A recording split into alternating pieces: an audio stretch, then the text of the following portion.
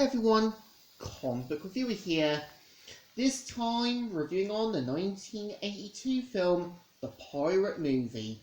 Now as you know, The Pirate Movie is a 1982 musical romantic comedy film that wasn't only meant to be loosely based on Gilbert and Sullivan's 1879 comic opera play known as The Pirates of Penzance, but I think was also meant to be more joking with the whole pirate genre, but also being more of a tribute to the Carry On films. So the premise of the film is meant to follow Mabel Stanley, who is meant to be this nerdy, bookish teenage girl from the United States, who is in the seaside community in Australia as an exchange student. And we see how she falls head under heels with a sort of young and kind of good-looking swordplay instructor. We see how, her extended family sisters get her kind of screwed over, and we see how she tries to catch up with them. And after getting knocked out at sea, she imagines a sort of world in a sort of comical pirate play where we introduce the swordplay instructor as Frederick, where, after escaping the Pirate King and leaving his life as the sort of former pirate, we see how he ends up kind of meeting the sort of fantasy version of Mabel.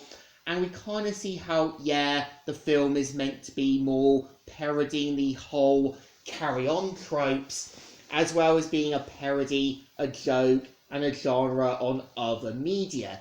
And I think, the film starts off good, where, it's joking with Mabel, visualising characters in different roles, like her sisters being her extended family sisters being these kind of pressy, over-the-top younger siblings. We kind of see how, the guy who kind of gives her the ice cream is supposed to be the sort of general, as well as her sort of father.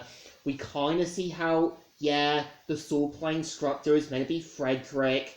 And I think while the film starts off good, I think later on down the road is where the film tries to throw so much in that it's clear that it starts to lose all sense of reason. I think the film could have worked had Mabel had a sort of older cousin who wanted to sort of have the swordplay instructor for herself. You could have even have had it Mabel visualising the sort of romantic pirate genre, but making a comical take on it, with, her cousin being the pirate queen, as well as her father being the pirate king, having Mabel and Frederick kind of being these former pirates wanting a normal life, and it could have worked. I think the film tries to kind of start off good, but then, it throws in references to Star Wars, Indiana Jones, and it's clear that the film loses all sense of reason. I think it's clear that Ted Hamilton, the guy who plays the main villain as the Pirate King, does try to do a good job, and you can tell he knows deep down this movie was going to fail after seeing what happened to the film, but still plays this villain who is meant to be comical, flamboyant, and over the top.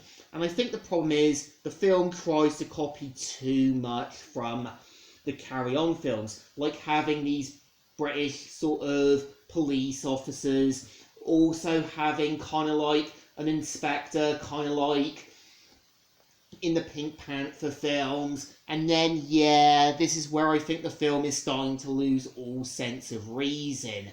I think the thing about making a film on a parody does work, because, the point of the film Kick-Ass was not only meant to be a joke on the whole superhero genre, but also how people would kind of easily cosplay as a real-life superhero that could not only get them into trouble, but also to remind the audience about leaving the work to actual medical and firefighter workers.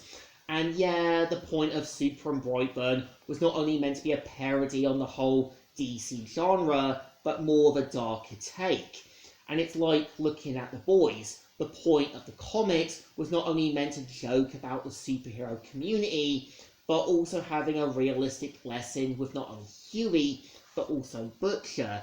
And I think the problem with the Pirate movie is that it's clear it's got a good start at when the film wants to, but then later on down the road, it throws so much in that it loses all sense of what the film probably wanted to be.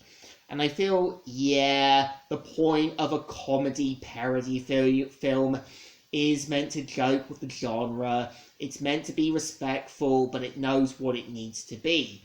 So I think this film definitely deserves a thumbs down. It's not great, not good, despite some good intentions. So, Comic Reviewer here, signing out.